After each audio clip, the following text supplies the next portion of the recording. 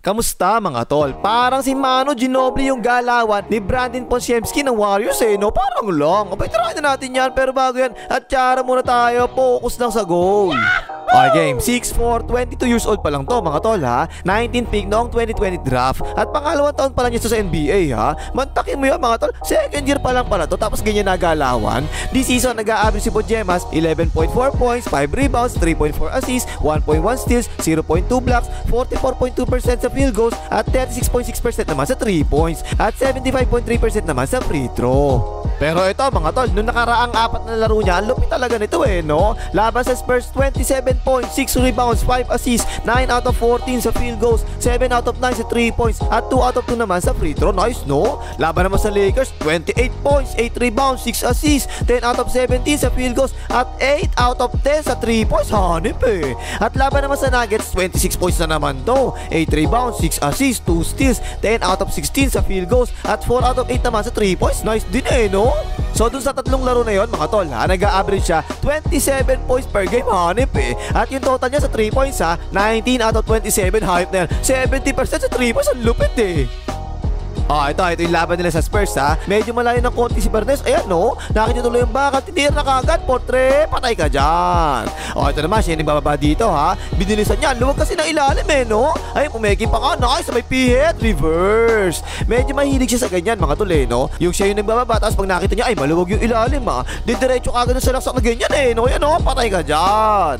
At tapos, ang dami talaga niya na shoot na 3 points no. Sa poste si Jimmy Santos dumubot yung depensa, kinikaw tuloy sa kanya, kita ang bakal, portre, patay ka dyan. Yan yung maganda talaga dito kay Podjemas mga tol no. Kapag dinobot team ng kalaban si Jimmy Santos tulad yan, ang galing pumasok niya palabas, diba? Na-open 3 si Podjemas yan portre, patay na naman. Ito pa, chicken carry naman to, pumasok sa loob, ayan no. Tingnan niyo si Panot, tumulong na siya sa loob, yun, nalibre 3 sa corner, portre, patay na naman. So marami talaga siya nakukuha open shot mga tol no. Yan pa isa, drive and kick out na naman sa kanya ginawang asintahan yung Panot, ayan, portre na naman, patay na naman.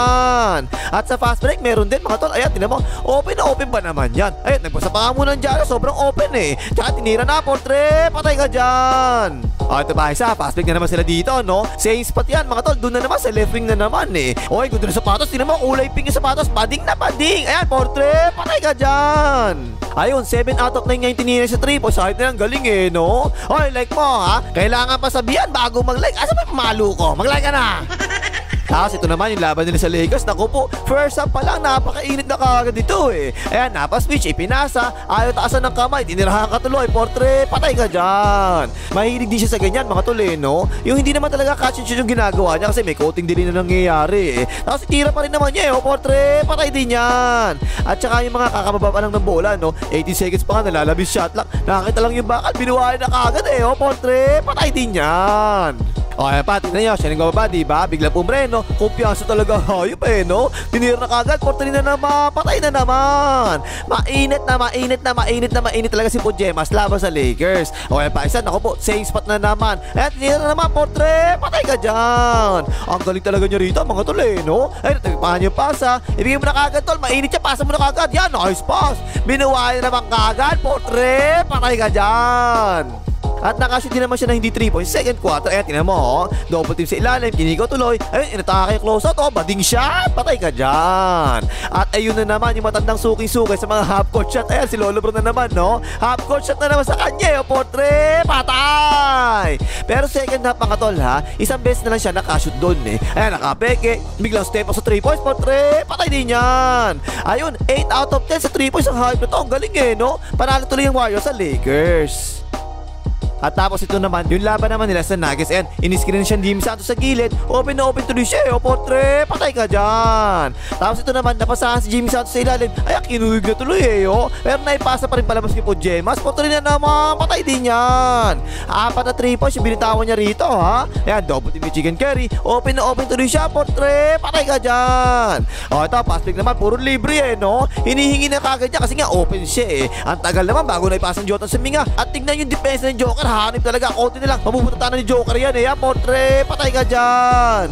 Pero dito sa larong ito mga tol, ang dami niya ginawang pull up talaga dito eh. O ay siya, tinan mo, drive and kick out, atake sa close out, dun sa walang kakwenta-kwenta depensa ni Joker, bigla pinull up, patay ka dyan. Yan talaga yung isang gusto ko dito kay Pajemas mga tol eh, no? Kasi hindi na talaga to puro 3 points. Tingnan nyo, 2 dribble pull up na lang ginawa, diba? Wala na naman kakwenta-kwenta yung depensa ni Joker eh, patay ka dyan, Joker. Okay, pa isa, tingnan nyo, pares lang talaga to halos eh. Iniskrin siya sa ibabaw, nakadrop coverage siya naman si Joker, ayan no, pull up na naman to lang, lapit na yan eh, papata yan. Ito pa isa, umiskrin si Doraemon, nag-flop pa nga hayop eh, si Pajemas, hindi na naman dumipensa si Joker, patay ka dyan, Joker. Ito medyo iba ng konti mga tol, kasi wala si Joker sa loob eh, wala tamang dumipensa eh. Siguro dakdak mo tuloy dumipensa, pero bigla naman yung step back jumamper, patay ka dyan. Ito pa, pick and roll din to mga tol pero nakatikid yung depensa dito, kaso lang medyo nagulangan na niya eh, no? Ayan, pumeke, hindi na naman dumipensa si Joker, palobo, patay ka dyan. Ayun, 4 out of 8 siya rito sa 3 points, 26 points na naman ang hayop, magaling talaga eh. Ang ganda talaga ng laro niya sa tatlong laro na yan mga tol eh, no? At doon naman sa ibang nakaraang laro niya, itong tira na to mga tol, yung tinatawag nila pa floater, diba? Pero yung kanya, parang bading talaga yung tira. Yan no, patay ka dyan, girl. Ayan pa, tingnan nyo, nasa poste, diba? Tapos off the ball screen, diniretso na naman sa salaksak. Kaya tingnan nyo mabuti yung kamay mga tol, no? Parang bading na bading talaga yung tira na ito. Ayan no, pero patay na naman.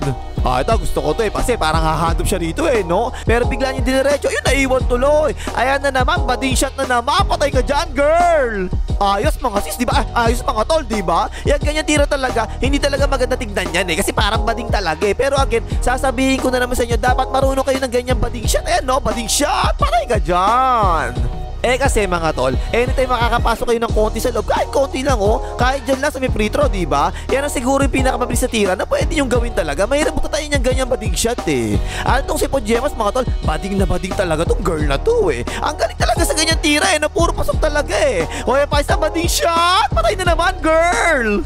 At tapos ang payo ko sa inyo mga tol kapag ginaya nyo yung ganyan tira, tapos titira ko ng ganyan, sabayan nyo, pag tumitira na kayo sabihin nyo, ay bading, ayun, lalo papasok yun, patay ka dyan. At tapos ito mga ganitong galaw mga tol, tingnan mo yung hindi mo malaman talaga kung saan pupunta, likod talaga eh. Pumihit, sabay nag-by the way, patay ka dyan, Lori Mangkanor. Ito pa isa, isolation niya, tingnan nyo, pa-dribble, diba? Kung ako referee dyan, matik yan, traveling kagad sa akin yan, ganyan eh. Pero sa NBA daw kasi, pwede daw talaga yung ganyang galaw eh, no? Tawag daw nila diyan, step through, di bahala kayo sa buhay nyo, yan patay ka dyan. Ito pa, cross court pass yan tingnan nyo na naman yung galaw mga tol, para traveling rep. Pero legal daw sa NBA, ganyan, di sige, bahala kayo, sabi nyo yan, layup yan. Tingnan nyo mabuti na sa gilid mga tol. Ayan no, tumatawag na traveling eh, no? At tapos sa mga peke, mga tol, magaling din to si Pajemas eh, no? O yan, nakapeke, foul rep. Pero wala doon po, sabi nila, pumasok naman yung tira. Isa yan sa mga stress si Manong Ginobili, mga tol, yung mga peke, di ba? Magaling pumeke yun eh. O yan, kumagat na nga, sabay reverse, pasok na naman. At effective talaga yung mga peke nito si Pajemas eh. Lalo na kapag ganyan, si Mo, sa ilalim, PPA, tapos sabay peke ng ganyan, kagat na kagat talaga eh, no? Pabanda, shoot na naman. Okay, pa isa, tingnan nyo, sumalaksak sa loob, sabay pumihit. Again, mga tol, ayan na naman yung peke, ayun, kumagat na nga, sabay pasok pa loob, playoff, yan. Okay, ito pa isa, tingnan nyo yung galaw, mga tol, ganun na naman, diba? Pipihit siya, tapos bigla siya peke na ganyan, ang dami nagliparan eh, no? Yun, is 2 points na naman. At saka itong galaw na to mga tol, tingnan nyo mabuti yung mabilis siya sasalaksak tapos biglang babagal na ganyan, nakita nyo ba yun? Wala tuloy si Chepo yung depensa eh, no? Layup yan. Ito tingnan nyo, malala talaga to, as in malala talaga to eh. Tingnan nyo mabuti sumalaksak, tapos tingnan nyo tumigil talagang hayop eh, no? Tapos may kasama pang konting peke yan, kumagat na nga, tsaka itinira, ang galing mo tol. So yun mga tol, no? Para sa akin talaga, meron talaga akong mga nakikitang similarities kay Manong Ginobili eh. Mas madalas nga lang tumira ng 3 points, syempre naman, kasi ganun talaga yung laro ngayon, di ba? Puro average 3 points itong mga to eh. Pero tingin ko talaga mga tol, tingin ko, magiging future talaga ng Warriors ito si Pajemas eh, no? Siya na siguro yung papalit sa trono ni Chicken Curry kapag nagretiro na. At saka mga tol, shoot talaga ako shoot talaga ako, magaling talaga tong batang to eh. Bakit kanyo? Aba naman, nakakita na ba kayo ng kaliwete na bano sa basketball? Wala, di ba? Walang kaliweting bano sa basketball. Basta kaliwete yan, matik ka, magaling yan. Ito pa, isa pa, nakakita na ba kayo ng kulot na bano sa basketball? Wala na naman. Walang kulot na bano sa basketball. Basta kulot, matik, magaling talaga yung kulot na yan. Ito si Pajemas mga tol, kaliwete na, kulot pa, kaya 100% sure, magaling talaga yung hype na yan. O, ano pang himagas, maligay, makita rin Pajemas.